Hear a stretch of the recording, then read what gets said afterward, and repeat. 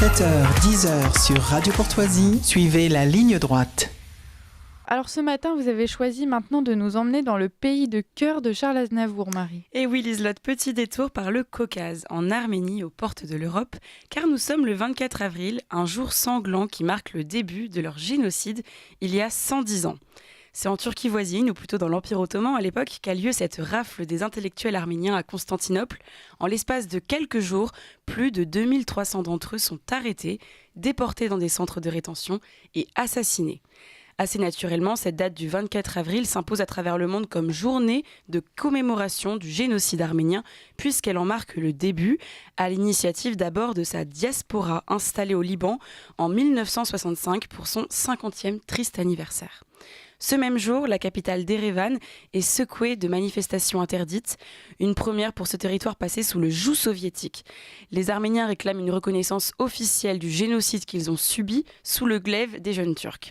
Et 2 ans plus tard, le mémorial iconique de Tsitsernakaberd voit le jour, lieu que vous avez, je pense, tous déjà vu, au moins en photo, avec ses grandes stèles élancées en tipi vers le ciel et sa flamme éternelle comme lieu de recueillement. En France, ce n'est qu'en 2001 que le génocide est officiellement reconnu et lors de son premier mandat présidentiel, Emmanuel Macron s'empare du sujet en instaurant la journée de commémoration du génocide arménien chaque 24 avril. Mais ce jour férié pour l'Arménie n'est pas un jour de joie. Trop peu de personnes malheureusement connaissent le détail des exactions commises. Tout à l'heure, je parlais du massacre des élites de Constantinople, mais le génocide va bien plus loin. Au total, sur les 2 millions d'Arméniens vivant sur le territoire actuel de la Turquie, 1,5 million sont purement et simplement éradiqués. Alors pour être considéré comme un génocide, il faut que ces massacres soient systématiques en raison de leur ethnie ou religion et surtout commandités. Est-ce que c'est le cas ?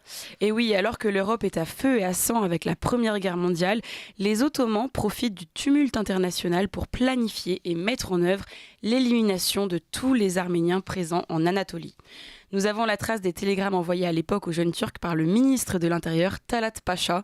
En voici quelques lignes assez éloquentes. Le gouvernement a décidé de détruire tous les Arméniens résidant en Turquie. Il faut mettre fin à leur existence, aussi criminelles que soient les mesures à prendre. Il ne faut tenir compte ni de l'âge ni du sexe. Les scrupules de conscience n'ont pas leur place ici. Ceux qui s'opposeront à cet ordre ne pourront plus faire partie de l'administration. Sans égard pour les femmes, les enfants et les infirmes, si tragiques que puissent être les moyens d'extermination, sans écouter les sentiments de la conscience, il faut mettre fin à leur existence. C'est plutôt clair. Déportés dans de longues marches de la mort à travers le désert, les Arméniens subissent donc la pire horreur de ce que l'homme peut faire à un autre homme. Ils sont décimés dans les mouroirs des camps ou sur la route, épuisés, assoiffés, affamés. Torturés, certains seront crucifiés, on ferre leurs pieds comme du bétail, on enfonce les clous dans leur corps, on viole les femmes. Pire, on éventre celles qui portent la vie pour que jamais leur progéniture mécréante ne voie le jour.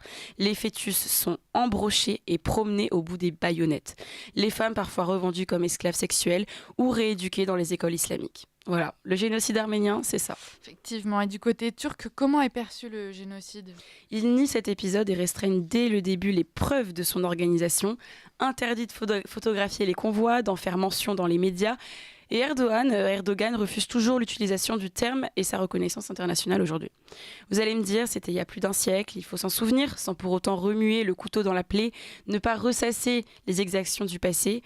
Mais si je vous en parle ce 24 avril, c'est bien parce que le sujet n'a jamais été autant d'actualité. Dans des méthodes toujours aussi barbares, les Azéris veulent en finir avec leur ennemi arménien. Ce nettoyage ethnique des non-musulmans se poursuit donc depuis 2020, où les vieilles hostilités ont repris de plus belle. L'assassin vient non seulement de Bakou, mais aussi de Syrie, où des djihadistes de l'État islamique sont enrôlés par la Turquie. Le Haut-Karabakh est à feu et à sang, cette région peuplée à 99% d'Arméniens, mais qualifiée de séparatiste par l'Azerbaïdjan qui la revendique. Et en septembre dernier, le temps d'une opération éclair de 24 heures, la République d'Artsakh tombe aux mains azéries et cesse d'exister. Ce sont alors des dizaines de milliers de personnes qui fuient la terre de leurs ancêtres pour rejoindre la République d'Arménie voisine. Exactement 120 000 personnes réfugiées qui traversent la frontière en pantoufles, sans bagages, la peur au ventre, qui brûlent leur maison pour éviter qu'elles ne tombent aux mains des troupes adverses et même déterrent les corps pour éviter qu'ils ne soient profanés comme par le passé. Des images d'une violence inouïe qui ont beaucoup circulé sur les réseaux sociaux. Alors, oubliez le droit des peuples à disposer d'eux-mêmes, le sort des habitants de l'Artsar n'intéresse pas la communauté internationale, ils savent qu'ils ne reviendront pas. Et ce drame s'inscrit donc dans la continuité du génocide perpétué un siècle plus tôt. L'objectif est le même, effacer toute trace d'arménité de ce territoire millénaire. J'avais dit qu'on chasserait les Arméniens de nos terres comme des chiens et nous l'avons fait. Ce sont les mots du président azerbaïdjanais Ilham Aliyev.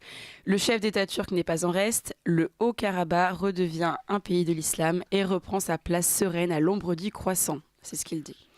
Aujourd'hui, que reste-t-il de la présence arménienne dans cette enclave du Caucase ?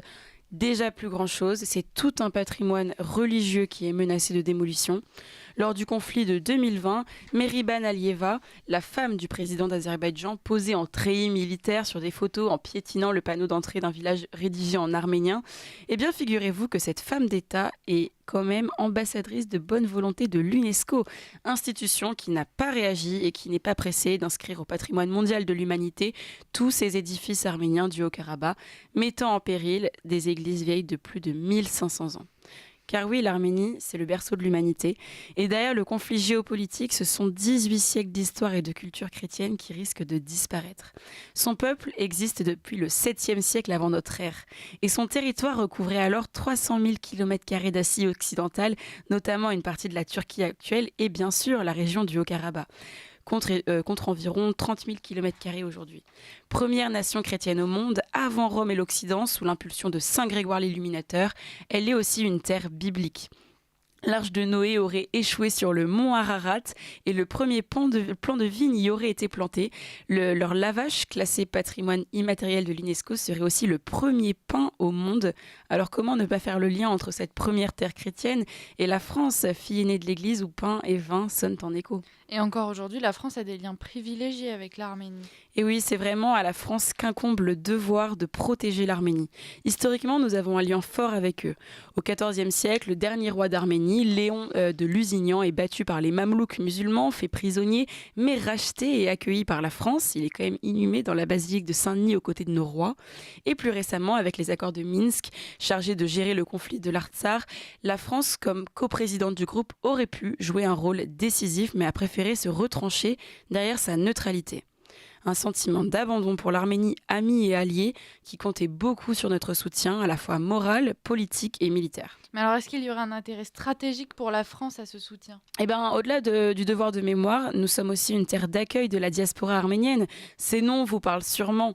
Henri Verneuil, réalisateur et scénariste rescapé du génocide qui laissera derrière lui un livre et un film témoignage sur son enfance à Marseille.